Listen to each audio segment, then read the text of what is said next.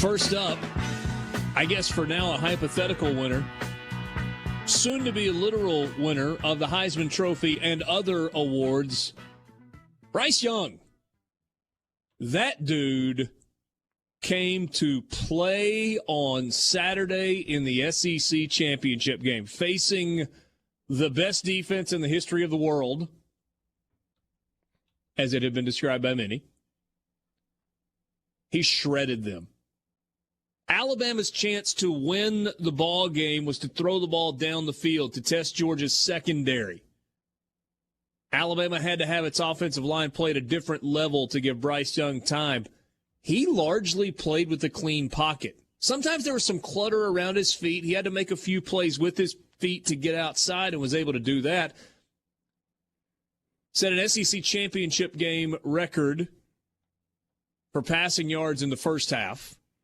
200, I'm doing this off the top of my head. I think it was 291 in the first half, 289, 291, somewhere in that range. Broke Cam Newton's first half record. Set an SEC championship game record for passing yards and total yards in a game, and will soon have his name added to the list of Heisman Trophy winners. He was spectacular. And did it for like the last quarter and a half without John Mechie, who blew out his ACL in a non-contact injury. Jameson Williams was also incredible. But monster day for Bryce Young, Alabama quarterback. We got to give him credit. You know, we were doubters on this show. And no, he will be a worthy Heisman winner. Big numbers for him for the year, too. When you look at his season-long numbers, they're off the charts. They're great. And then, you know, the LSU game where Alabama kind of needed him. He was, second all-time single game behind Costello for passing yards. And the Auburn game, when they really needed him, he came up with the goods when they had to. And then Saturday, just incredible against, like you said, the best defense in recent and possibly college football history. Yeah, probably not going to be labeled that anymore. They have a chance for redemption. They do. We'll see if they get there. And perhaps redemption against this same Alabama team. Borky, give me a winner.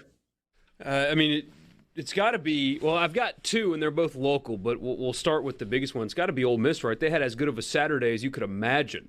You start with beating Memphis in basketball, and while this isn't a particularly well-coached Memphis team, in fact, they look like an AAU team, which is what happens when you hire an AAU coach to coach big-time college basketball. But you still get the win over Memphis, a team that is significantly more talented than you are. And then you turn around and Alabama wins the SEC championship, sending you to the Sugar Bowl, which New Orleans is the most fun trip of the Access Bowls, and it's close and all that. And then you ink Lane Kiffin to a contract extension. And the Internet's doing a funny thing now where they're hand-wringing over whether or not he had opportunities elsewhere. It doesn't seem like those really popped up. But that's not really the point, is it? Because if you would have told me or any of you back in August, Ole Miss is going to go 10-2. Matt Corral is going to be a first-round pick, basically guaranteed. Depends on what mock you read to see where he goes, but he's going to go. And LSU, Florida, Southern Cal, Oklahoma, Notre Dame, and Miami will all come open. You would have bet your car that he was gone. And the fact that he is not is a huge win for Ole Miss, regardless of how it got to that point. And again, you can, get my Twitter mentions about it and tell me why that happened. It doesn't matter because he's still there, and that is a huge win for that program. So, nice little Saturday they had. I don't know if they went to Bed Bath & Beyond and got some wallpaper, but a nice little Saturday. I don't know if they had time. I don't know if they had time. Hey, give me a winner. I just want to picture Keith Carter doing, a kegger. Like, hit that again! Keith the Tank. Keith the Tank. Jeez. Keith Carter just showing up at the Sigma Chi house on Saturday night. Gosh, it's got to be Nick Saban, right? I think he sandbagged us. I think when they lost to A&M, I think that caught them off guard. They came back the next week and flexed their muscles against Mississippi State. They were like, okay, we can still push around whoever we want. And from that point on, Saban was like, we're good. We'll get through this. We're going to put everything in the bag for Georgia. We'll see them at the end. I think he sandbagged us. Talking about how yummy the rat poison was. This guy. And Borky was right. We were fools to underestimate. Yoda taught us this. Do not underestimate the power of the Emperor. The headline on the Tuscaloosa News, "The Empire Strikes Back." It's pretty good. I mean, that's as good as it gets. Saban's the man. He always will be. Smart's not beating him in the national championship game. I'm calling that now. He's the man, Nick Saban. Winner. Your SWAC champion Jackson State Tigers. I like it. Knocked off Prairie View in front of 50,128 on Saturday.